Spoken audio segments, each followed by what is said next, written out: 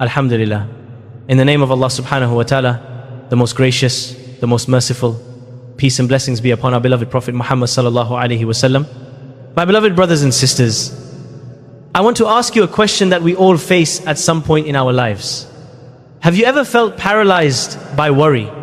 Have you ever had a problem so heavy that it kept you awake at night, tossing and turning, wondering how you will ever get out of this? We all have projects that stall. We all have relationships that break. We all have financial fears that squeeze our chests. You look at the ceiling in the dark and you play the game of what if. What if I lose my job? What if this marriage fails? What if the sickness gets worse? You wish there was a magic pill to take all that stress away. You wish there was a cure that could instantly bring peace to your mind. What if I told you there is? It is not a secret. It is not a mystery. It is a promise from Allah Almighty. Tonight I want to share with you 3 simple steps. Just 3. If you follow them properly, and I mean truly properly, with your heart, your worries will vanish. Guaranteed, 100%. Why am I so sure? Because these steps connect you directly to the source of all solutions. When you have Allah with you, the size of your problem becomes irrelevant. But often we are like a person standing in the rain with an umbrella in their hand, complaining about getting wet because they refuse to open it. The solution is right there, but we are not using it. We look for peace in the creation, when peace is owned by the Creator. We run to people who are just as helpless as we are. We forget that the one who placed us in the situation is the only one who can take us out of it. We must start by understanding the most important vessel you possess. That vessel is your heart. The actions of the heart are far more powerful than the actions of the limbs. We often focus on the outside. We focus on the beard or the hijab or the way we move in prayer. These are important. But the engine of your life is your heart. You can pray 1,000 rak'ahs, but if your heart is empty, it means nothing. You can give billions in charity, but if your intention is to show off, it is multiplied by 0. But a single dollar given with a sincere heart can outweigh mountains of gold. So tonight, we are going to fix the heart. We are going to learn about a powerful medicine called Tawakkul. This is the pill you have been looking for. This is the cure for the what-ifs that haunt you. What is Tawakkul? It is not just a word you say. It is a state of being. It is the true reliance on Allah, knowing that He is the only one that can bring benefit or stop harm while taking the means. It is a deep internal conviction. It is knowing that even if the whole world plots against you, they cannot harm you unless Allah wills. And if the whole world tries to help you, they cannot help you unless Allah wills. Are you ready to leave your worries behind? Are you ready to entrust your affairs to the living, the eternal? Let us begin this journey of healing together. My beloved brothers and sisters, let me give you some examples to bring this concept closer to your heart. We often claim we trust Allah, but our actions show something very different. Imagine for a moment that you are a very important person. You have 50 professional bodyguards surrounding you. They are holding machine guns. They are trained to protect you with their lives. They are watching every corner. Now imagine one weak man from the crowd stands up with a small knife. He looks at you and threatens you. If you start shaking with fear, if you start panicking, what does that say about your relationship with those 50 bodyguards? It says you do not trust them. It says you think that one man with a knife is stronger than 50 trained guards.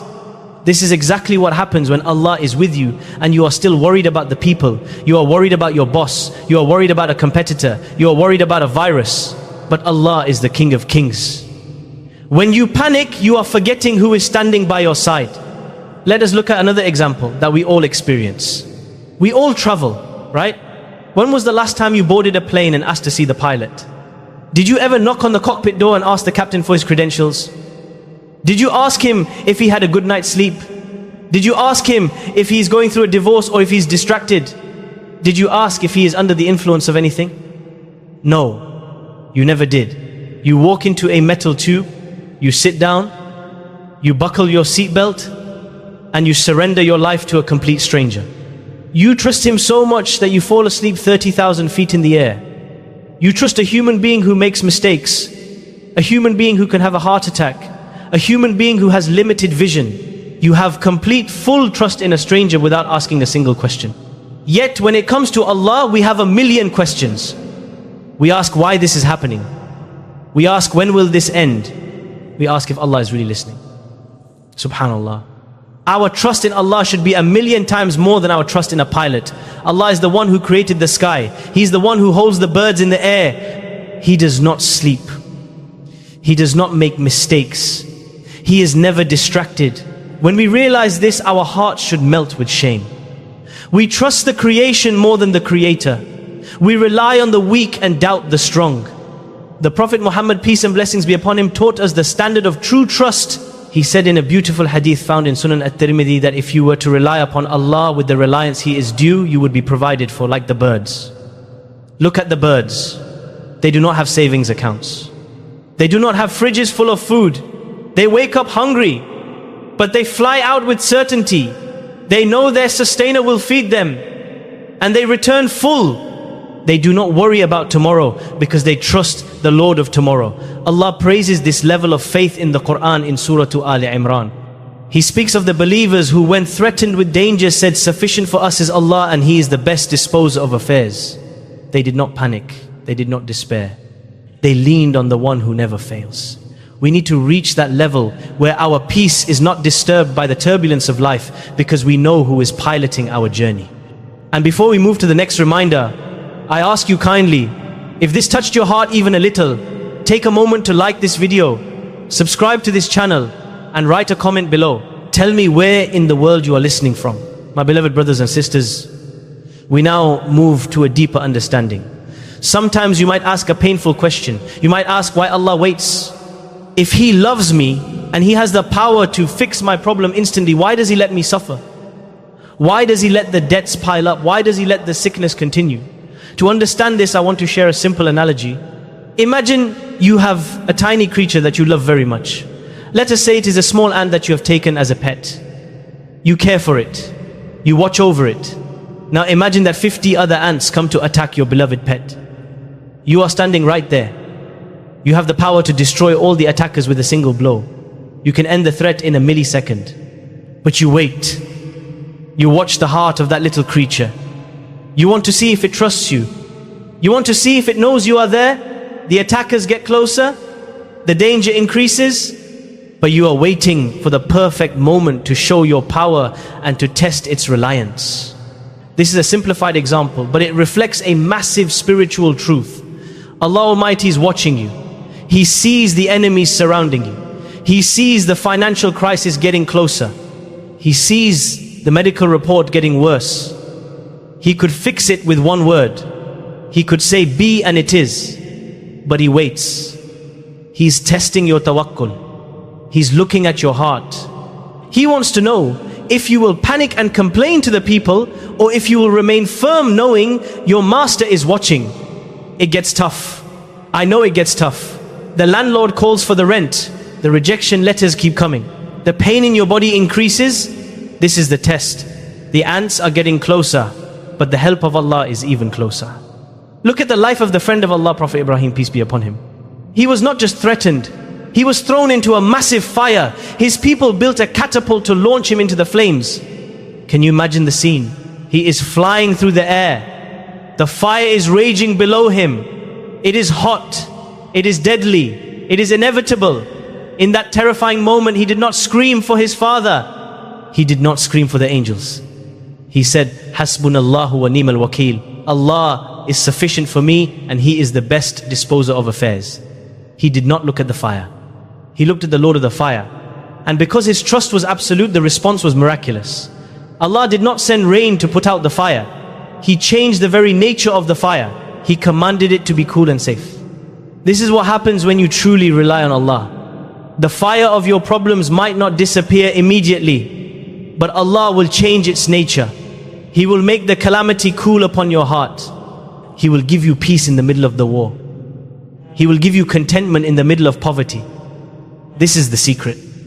Allah is testing how much do I really believe He can solve it. When you pass that test, the miracle arrives.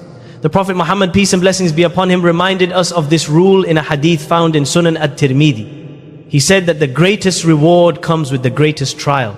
When Allah loves a people, He tests them. So do not see your struggle as a punishment. See it as an opportunity to prove your trust. Stand firm.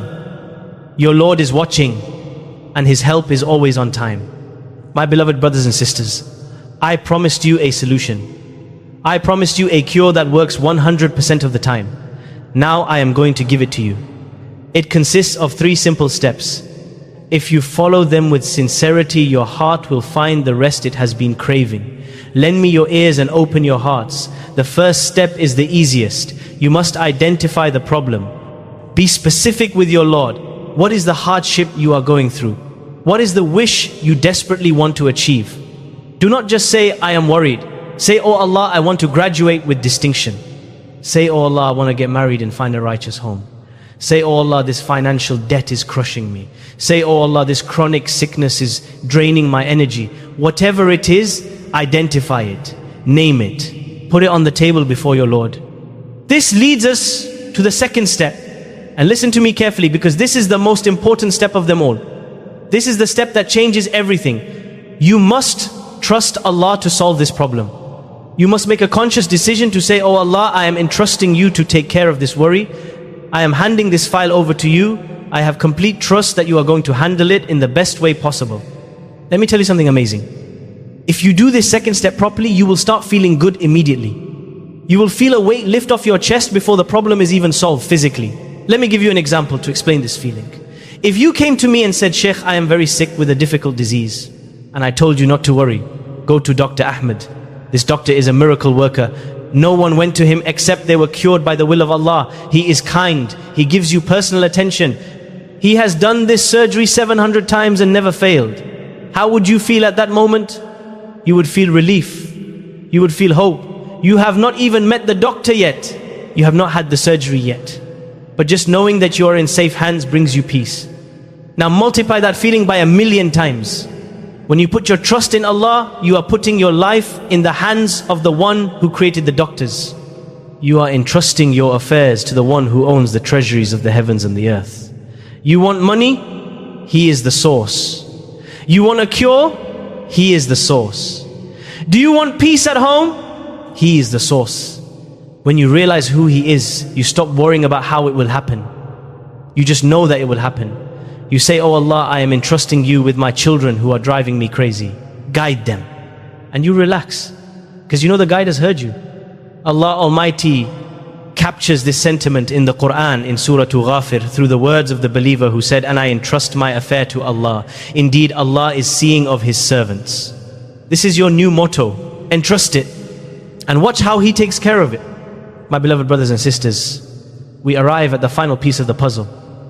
Many people do the second step. They say they trust Allah and then they go to sleep expecting gold to rain from the sky. No, my dear friend, no. The third step is extremely important. You must take every means possible. This is the law of this world. You must remember the famous incident when a man came to the Prophet Muhammad, peace be upon him, and left his camel without tying it, saying, I place my trust in Allah. The Prophet, peace be upon him, corrected him immediately and said, tie your camel and place your trust in Allah. This is the balance we are missing. If you are sick, do not just pray. Go to the best doctor. Ask for opinions. Do not leave a single stone unturned. If you are starting a business, do your homework. Check the location. Study the market. Take extra courses to improve your skills. I identified the problem. I entrusted Allah with the outcome.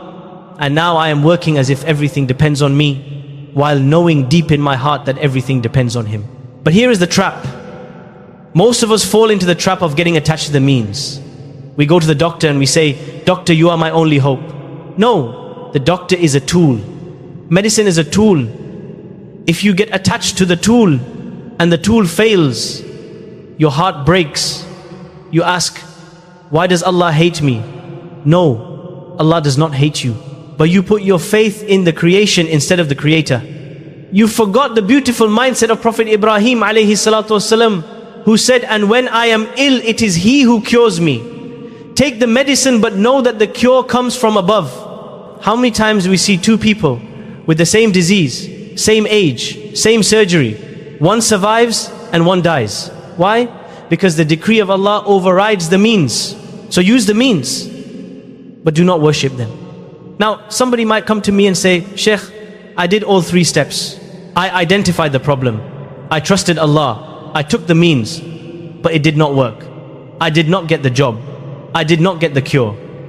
My answer to you is one of two things. First, maybe your certainty was weak.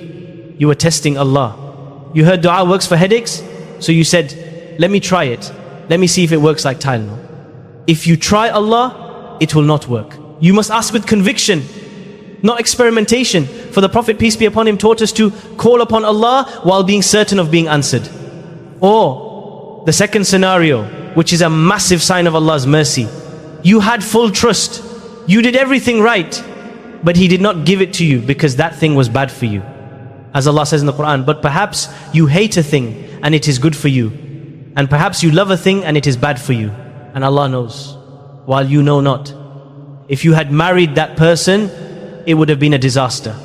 If you had gotten that job, it would have destroyed your deen. You loved it, but Allah knew it was poison, so He withheld it to protect you. That blockage was actually a blessing in disguise. So anytime you are going through hardship, remember these steps. And tonight, I want you to ask yourself two questions. Just two. Number one, does Allah know about my problem? Of course He knows. Number two, can He solve it? Of course He can. So what are you waiting for? Do not come to my office crying. A poor person crying to another poor person will not help. Go to the rich. Go to the king. Wake up at 4 a.m. tonight. Why then? Because the Messenger of Allah told us that in the last third of the night, our Lord descends and asks, who is asking something of me that I may give it to him? Make wudu. Stand on your prayer mat and cry to Him. Cut out the middleman. Tell Him, Ya Allah, I am helpless and You are the helper. Wallahi, if you do this with a sincere heart, you will see the mountains of worry crumble into dust. May Allah grant you true tawakkul. May He solve your problems and replace your anxiety with the sweetness of faith. Ameen. My beloved brothers and sisters, as we leave this gathering, I want you to carry one final thought with you. You are not alone in your struggles. The very fact that Allah guided you to hear this message today is a sign that He wants to help you. He wants you to turn back to Him. Do not let the shaitan whisper to you that your problem is too big or that your sins are too many. Allah's mercy is greater than your sins and His power is greater than your problems. Take this prescription of tawakkul. Use it every single day. Identify your worry, entrust it to the King of Kings, and do your best with the means He has provided. If you live by this formula, I promise you, you will walk through life with a heart that is light, a mind that is clear, and a soul that is at peace. Let us raise our hands and ask the one who cures all pain to grant us relief. Allahumma inni a'udhu bika min al-hammi wal-hazan, wal-ajzi wal-kasali wal-bukhli wal-jubni, wa dala'i ad-dayni wa ghalabati ar-rijal. O Allah, I take refuge in You from anxiety and sorrow, weakness and laziness, miserliness and cowardice, the burden of debts, and from being overpowered by men. Anything good I have said is from Allah alone, and anything wrong I have said is from me and the shaitan, and Allah and His Messenger are free from it. Assalamu alaikum wa rahmatullahi wa barakatuh.